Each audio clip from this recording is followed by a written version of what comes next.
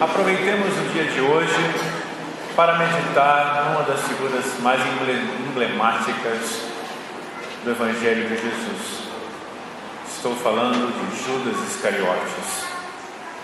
Aproveitemos o dia de hoje para refletir o que alguém que causou uma tragédia tão grande pode deixar para nós de lição. Primeiro de tudo, é preciso entender uma coisa: Judas foi um dos escolhidos. Não foi através de nenhuma indicação, não foi nenhum dos 12 apóstolos, dos 11 que disse: ah, Senhor, eu conheço um rapaz, será que ele não podia fazer parte também desse grupo? Não. Jesus mesmo, em pessoa, subiu ao monte e depois de rezar, diz São Mateus, que escolheu os 12 e nomeia os 12.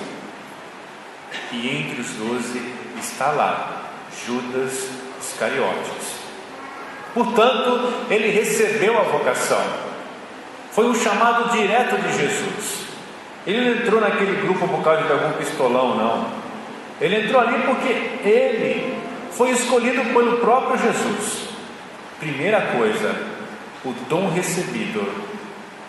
Mas é preciso tomar cuidado, porque o dom que nós recebemos, o tesouro que nós recebemos, é colocado num vaso de barro. E se nós não cuidamos, nós perdemos. Jesus, certamente para escolher esse homem, viu nele virtudes. Às vezes olhamos para Judas e só queremos ver coisas negativas, mas não vemos combates entre Jesus e Judas. Ele não é um inimigo do Senhor, tampouco fica contrariando Jesus. Judas não recebeu uma correção tão forte como, por exemplo, Pedro recebeu. Afasta-se de mim, Satanás, disse Jesus para Pedro, quando ele quis que Jesus esquecesse esse negócio de cruz. Judas não recebeu nenhum tipo de recriminação assim. Jesus não falou tão forte com ele. Era discreto, seguia o Senhor. Era do partido dos Zelotas. Os Zelotas, na época do Senhor, era um partido, um grupo de homens radicais que queriam a expulsão dos romanos e a instauração novamente do reino independente de Israel. Ele fazia parte deste partido. Com seu amor, Jesus teve paciência, sabedoria, ensinou, fez com que ele pudesse participar como os outros de muitas situações. Jesus escolheu Judas, e o Senhor fez os outros discípulos mudarem. Basta pensar como era Pedro e como acabou Pedro. O Senhor mudou a personalidade daquele homem. Vamos lembrar dos filhos de Zebedeu, quando dizem para o Senhor, depois da repulsa em um povoado, Tiago disse para o Senhor: Senhor, quer que pensamos que desça fogo do céu? O Senhor mudou o coração desses homens, mudou o coração de Mateus, mudou o coração de Tomé. Por que não mudar o coração de Judas? Todos eles tinham seus defeitos, todos eles tinham suas limitações, e todos eles, como todos nós aqui dentro, temos nossas virtudes e os nossos defeitos. Como todos os outros companheiros, Judas também podia mudar, e foi dado a ele toda a chance que foi dada aos outros. Portanto, não foi uma escolha errada de Jesus. Todos eles tinham virtudes e defeitos. Até porque, vamos lembrar que entre os 12 foi dado a ele a responsabilidade de cuidar da bolsa comum de todos. Aquilo que Jesus e os discípulos recebiam era guardado numa bolsa comum para as necessidades essenciais. E quem cuidava disso? Judas. É ou não é um voto de confiança na pessoa? Jesus tratou de dar a ele oportunidades. Ele não era alguém marginalizado no grupo. Não, de maneira nenhuma. Acontece que Judas tinha Jesus, tinha seus planos e queria que Jesus se encaixasse nos seus planos.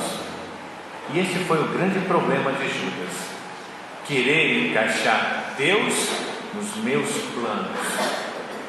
Não cabe, não dá. Na verdade, o Evangelho nos ensina que é uma outra atitude que nós devemos ter. Somos nós que devemos nos adaptar ao Evangelho, e não o Evangelho que tem que se adaptar à nossa vida. Se fosse assim, a gente ia arrancar algumas páginas do Evangelho, porque tem umas que são bem difíceis, hein? Dá para tirar alguns versículos, não é? Tem coisa ali que é bem complicado. Mas não se trata de adaptar o Evangelho à nossa vida. Somos nós. E esse é o grande problema de Judas. Ele não quer abrir mão dos seus planos. Ele não quer abrir mão do seu modo de pensar, do seu modo de agir, de julgar. E quando nós somos duros assim, o que Deus vai fazer? Deus respeita a nossa liberdade. Só se aproxima da salvação aquele que quer, porque também só se perde aquele que quer, porque Deus dá chance para todo mundo. E Judas recebeu a chance como todos. Somos nós que devemos mudar, não é Deus que tem que mudar. Judas espera um messianismo como o resto do povo de Israel. Como eu falava domingo, em vez de Jesus entrar naquela cidade, sentado no jumentinho, para Judas, Jesus tinha que ter entrado em Jerusalém num cavalo branco, cercado de um exército, de seus companheiros zelotas, a ter de uma vez proclamado a libertação de Israel. Esse era o Messias que Judas esperava, mas não o príncipe da paz, não esse Messias que Jesus fala de cruz. Talvez domingo de Ramos fosse o dia mais feliz desses 3 anos que Judas passou com Jesus. Toda aquela ovação, toda aquela alegria, toda aquela multidão aclamando Jesus, provavelmente ele era o mais feliz dos 12. Agora sim valia a pena ser discípulo de Jesus. Sua traição, ela não foi repentina. Não foi que ele acordou um dia e falou: não, chega, agora eu vou fazer assim. Não, aquilo foi premeditado, porque as grandes traições começam com pequenas traições. Lembra o que disse São João de Judas? Ele era ladrão. As grandes traições começam com coisas pequenas. Na verdade, quando Judas trai Jesus, ele já se traiu a si mesmo há muito tempo. Quando Judas trai Jesus, ele já traiu a sua consciência há bastante tempo.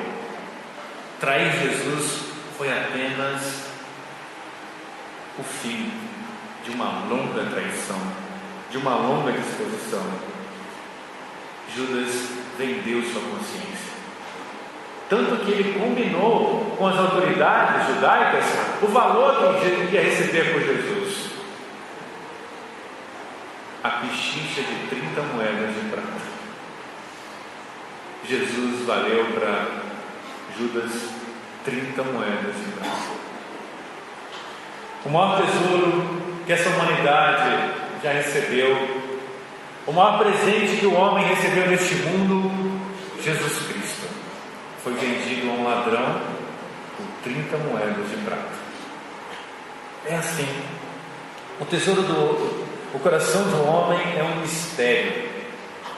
O Senhor tentou, mas quando estamos cheios de nós mesmos, Deus não tem o que fazer.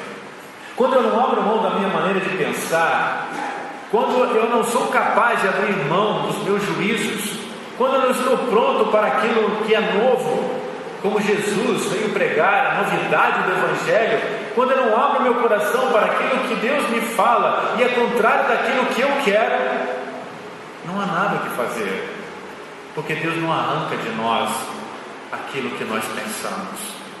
Deus não faz violência, porque Deus respeita a nossa liberdade, até mesmo quando nós o traímos. Assim, o Senhor deu chances para Judas, pregações, momentos. Imagine-se, 3 anos convivendo com Jesus. É que o Evangelho não mostra, mas você não acha que em alguns momentos Jesus não sentou ao lado de Judas e conversou com ele como nós conversamos? Depois de tantas andanças para lá e para cá, em algum momento, aonde eles sentavam para comer, por acaso Judas nunca se sentou do lado de Jesus e conversaram? Claro que sim, é óbvio que sim. Ele também conheceu Jesus como os outros, mas ele ficou com a parte externa de Jesus, ficou apenas como o homem Jesus. Cuidado, e aqui uma coisa muito importante: podemos passar a vida inteira ao lado de Jesus e terminar a vida sem conhecê-lo de verdade, e por isso as pessoas o traem. Por isso as pessoas o traem, porque não conhecem de verdade o Senhor. Porque se conhecessem de verdade Jesus, jamais o trairiam. Mas infelizmente a traição brota do desconhecimento, da ignorância do Senhor. Como Judas. De verdade, Judas nunca chegou a conhecer Jesus, conviveu com ele, e esse é um grande problema. Esse é um grande perigo na nossa vida. Viver a vida inteira na igreja, mas não conhecer Jesus profundamente. O Senhor tentou, até na última ceia, quando aqui na passagem escutamos que Jesus entrega o pão molhado no molho a Judas, é como um brinde. Se vocês não sabem, se chama charif. É um brinde quando entre os convidados ao banquete, o que convidou para o banquete quer honrar alguém. Nós hoje fazemos um brinde, levantamos um copo e fazemos um brinde. Na cultura judaica se dá o alimento essencial do homem, o pão, e ele molha no molho e dá ao seu convidado de honra, Judas. Ainda tenta, no último instante, ver se o coração daquele homem muda. Jesus não desiste de nenhum de nós, nem mesmo de Judas. Até o último instante oferece a salvação.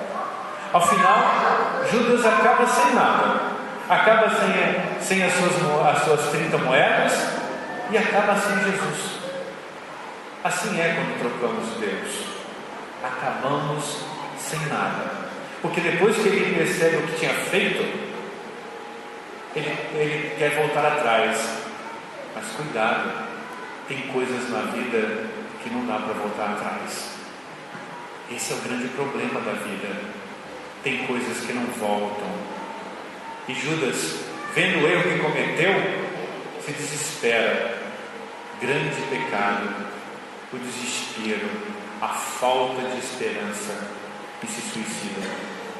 Diferentemente de Pedro, que também cometeu um pecado, mas em vez de se desesperar, se arrependeu. Por que a diferença dos dois? Porque um conheceu Jesus de verdade, porque um conheceu Jesus profundamente e sabe que ele é capaz de perdoar qualquer pecado. O outro não. O outro não conheceu Jesus de verdade e por isso tem medo. Não amor, tem medo, e por isso não se arrepende, e por isso não volta para Jesus. Parecia até que ia se arrepender, mas ao final acabou se suicidando. Abramos, portanto, irmãos, o nosso coração. Somos nós que devemos nos adaptar ao Evangelho e não o Evangelho a nós. Cuidado para não vivermos a vida toda ao lado do Senhor sem conhecê-lo profundamente. É dessa ignorância que brota a traição. Quando alguém me diz que um amigo, um parente deixou a igreja e agora vive por aí em alguma seita, eu também faço essa mesma reflexão. É porque nunca conheceu o que aqui dentro se realiza. Porque se conhecesse o milagre que acontece diante dos nossos olhos na Eucaristia, jamais deixaria a igreja. Jamais. Por isso, que essa Semana Santa nos ajude a meditar, reconhecer o dom que nos é dado. Como a ele e aos outros 11, nós também fomos chamados. Vivamos nossa vocação. Ela é uma vocação para a santidade. Ela é uma vocação para o discipulado. Ela é uma vocação que nos leva ao reino dos céus. Louvado seja nosso Senhor Jesus Cristo.